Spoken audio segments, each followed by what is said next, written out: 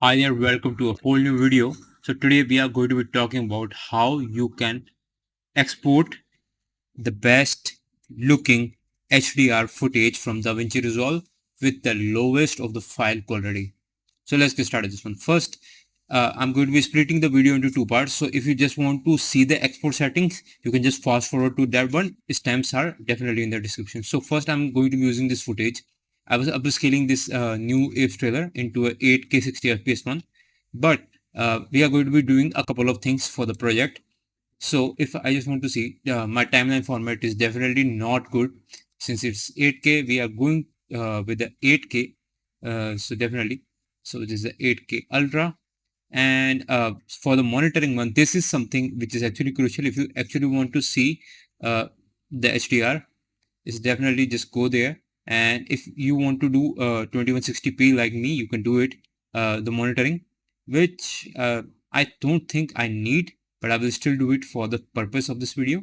I will use 444 and I will use a 10-bit footage, as you can see, or you can enable HDR metadata, which will definitely going to be giving you all the files that you are going to be seeing. Then you need to go to color management. You have to change uh, YRBG color manage, go to HDR, and then Rec 2020. It is definitely the best. You can do hyperlog gamma, which is HLG, but for me, Rec 2022 works the best, and I just enable all the HDR things and just save it.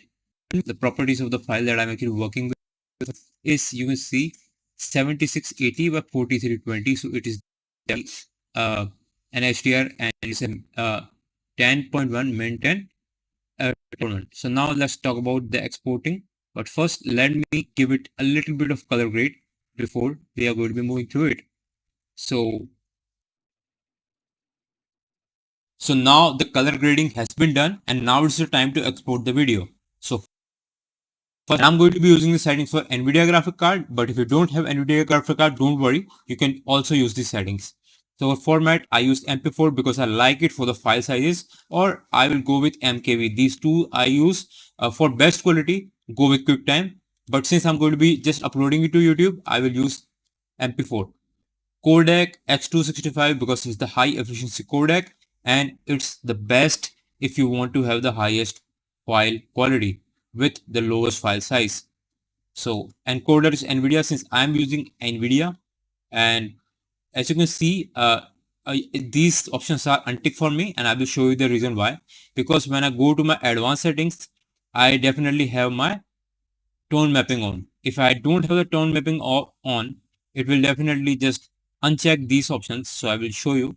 So now the options should not be grayed out. So now you can export your HDR10 metadata and embed it also. So I'm going to be leaving this on. I will do the tone mapping. For the vivid metadata, I use PQ for 1000 nits, or you can use hyperlog gamma. Let's go with hyperlog gamma this time. For resolution, definitely 8K 60 FPS. This is what we are working with right now. Encoding profile, I will use min 10 at least. For me, I will use min 44410 because I want to get the highest color depth in this one. And then we come here to the color space tag. I use Rec 2020 gamma tag Rec 2100 hyperlog gamma. Data burn in image project. And as you can see, I'm not going to be using any kind of tone mapping. If you're going to be using the tone mapping, these option on top will untick. If you want to use that, use HDR10 or HDR Vivid. For me, HDR10 works the best. And I don't have subtitles, so we are not going to be using the subtitles. I will now just export it to show you the proper quality. So let's quickly save this and see what it looks like. So I will do like HDR test and in 8K. Okay, now saving this, look how fast it is going to be doing. We are also recording this video, so it's a little bit of resources. It's pretty quick, as you 6 to 10 minutes just to encode it. As you can see, we just completed rendering this one. I'm going to be opening this file and I will see how it is looking. Okay, look at the file size. File size is only 22 MB. if you just right click on this one and you go to media info, it will show us that this file is HDR10, which is fantastic.